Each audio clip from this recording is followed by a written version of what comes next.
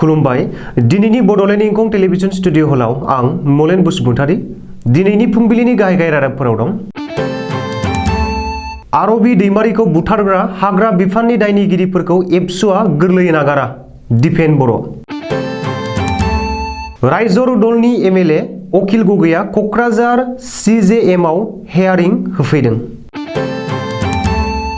बङाइगाव एनटिपिसिआ खुंनाय सा सानजा फोरबोआव आरजाथारै बागुरुम्बा मोसाहोनाया बर' हारिखौ लाजि फोनांदों जगेश्वर। दानिया फैदो आबुं रादाबाव।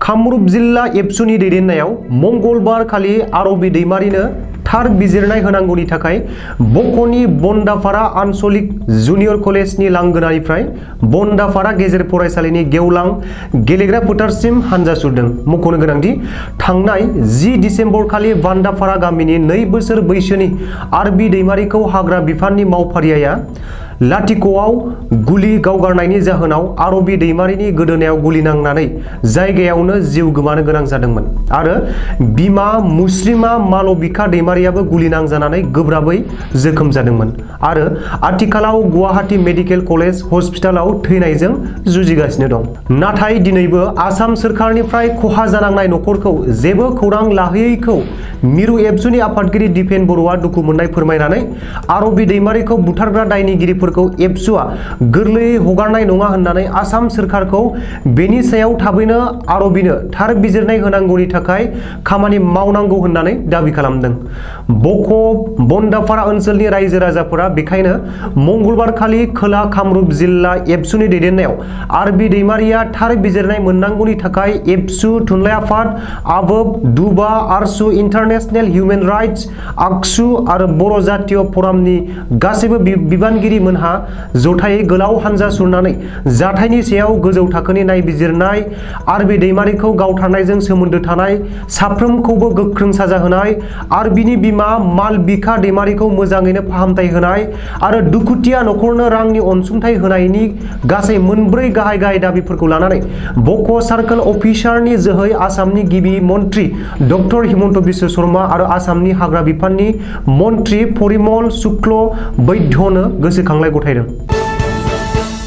थांनाय उफ्रा बिसायख'थिनि समाव फोसावदिं मेलाव अजद गोनां बिबुंथि होनायनि थाखाय बिजेपि दोलोनि मावथिफोरा रायजर दलनि एमएलए अखिल गगैनि हेंथायै भारतीय आयेननि खान्थिनि दफा 153 ए 171 जि 505 आव एफआइआर होदोंमोन। बेनिनो सेथि हियारिंनि थाखाय मंगलबार खालि कक्राझारनि सिजेएमआव हाजिर होफैदों। खौरांगिरिनि सोंनायाव अखिल गगैया बुंदोंदि आथिखालाव आसामाव नैथि खेब सोरखार दानो हादोंब्लाबो डक्टर हिमन्त बिश्व शर्माजों दैदेनजानाय बिजेपि सोरखारा जौगानायनि जेबो खामानि होनो हायाखै।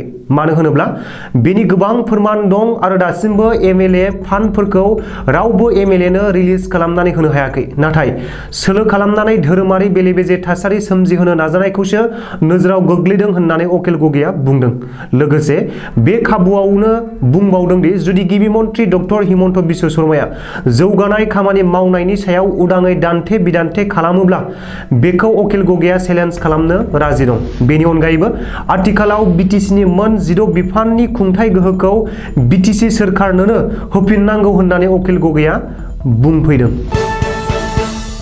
भारत हादरनि 75थि बोसोरारि उदांस्रि सानखौ लोब्बा लाखिनानै भारत सोरखारा आजादी का अमृत महोत्सवनि आगान गाखोमोरनाय फोरबोआव थांनाय 11 आरो 12 दिसेम्बर खालि बङाइगाव एनटिपिसिआ खुंनाय सा सानजा रायजोआरि फोरबोआव दुलाराय बर' हारिमु आफादखौ हांख्राया जासे सोरबा गुबुन हारिनि सुबुं एबा जाय सुबुङा बर' हारिमु आरो बागुरुम्बा मोसानायनि जेबो गियान गैया बैसोरबायदि सुबुंनि जोहै बर'नि मान मर्यादा गोनां बागुरुम्बा मोसानायखौ मोसाहोनानै बर' हारिखौ लाजि फोनांदों होननानै दुलाराय बर' हारिमु आफादनि मावफुं आफादगिरि जगेश्वर ब्रह्मआ जोबोर दुखु मोननाय फोरमायदों।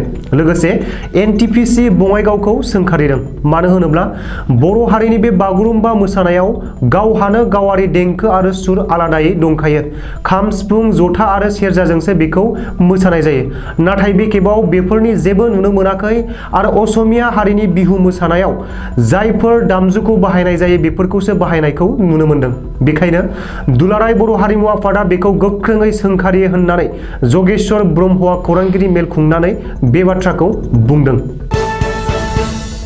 दिनैनि फुंबिलिनि रादाबा एसेनोसै। गोजोन्थों।